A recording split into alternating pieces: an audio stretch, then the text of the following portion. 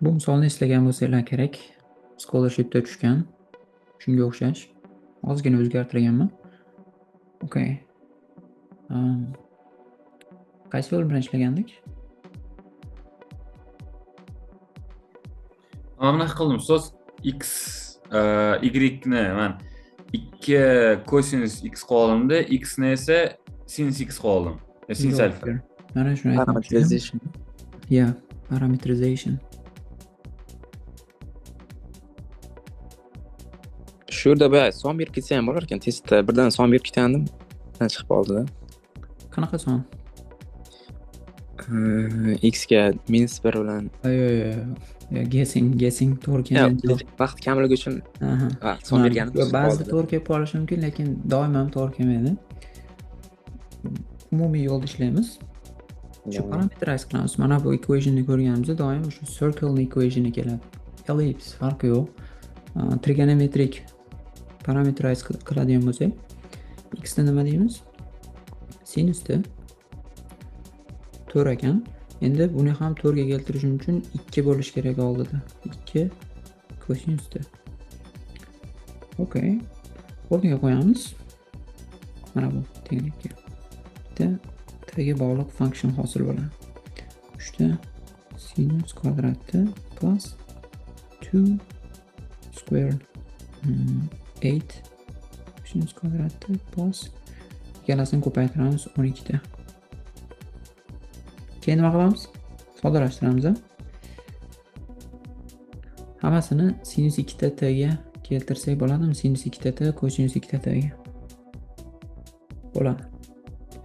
Okay, bu 3 taqsim 2 kosinus 2 ta. Keyingisi 4 ta kosinus 2 ta. To'g'rimi? Plus 6 ta sinus 2 ta. Okay. Soddalashtiramiz. 4 ni qo'shganimizda 11 taqsim 2.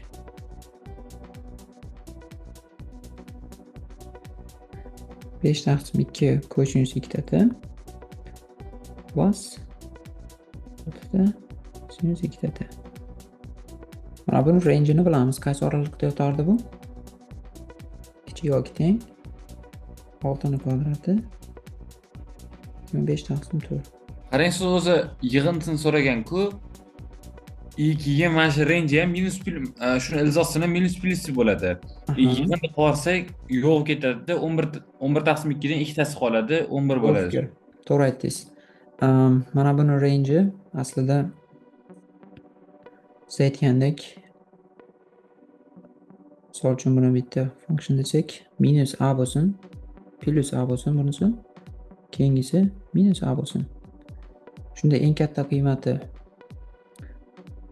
max 11 taqsim 2 plus a min qiymati 11 taqsim 2 minus a. Siz aytgandek to'g'ri.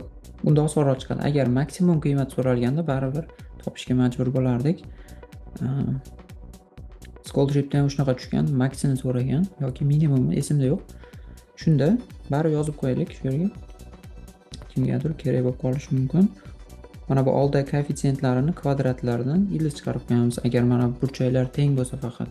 Hammasida hammasi 5 taqsim 2 ni kvadrat. Bu yerda max min so'ralgani uchun yig'indisi taqsim 2 dan 2 ta. To'g'ri.